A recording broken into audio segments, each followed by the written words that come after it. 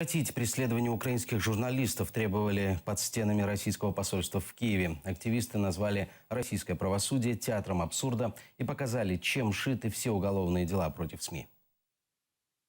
Крымская журналистка Анна Андреевская переехала в Киев в мае 14-го. С декабря того же года не может поехать домой. Оккупационные власти возбудили против нее уголовное дело из-за статьи в Центре журналистских расследований «Волонтеры батальона Крым».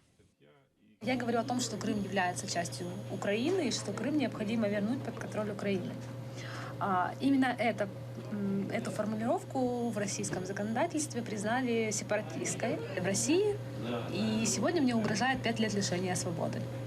В такой же ситуации оказался и главный редактор информагентства Black Sea News Андрей Клименко. Ему тоже грозит арест, поэтому был вынужден уехать на материк.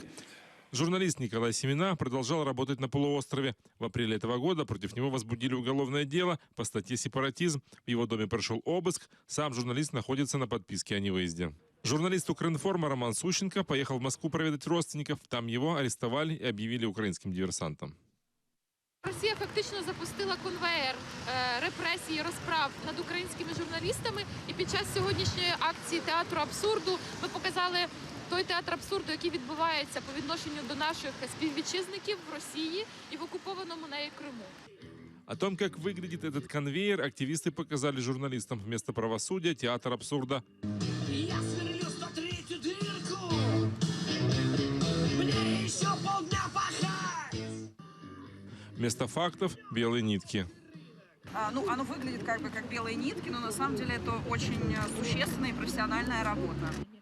Украинским журналистам нужна поддержка украинского государства, уверены пикетчики.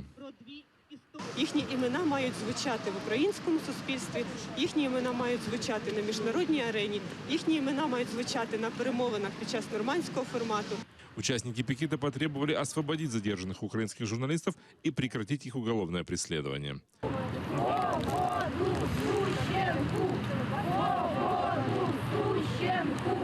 Роман Спиридонов, Ильдар Тарахташ, Заман, АТР.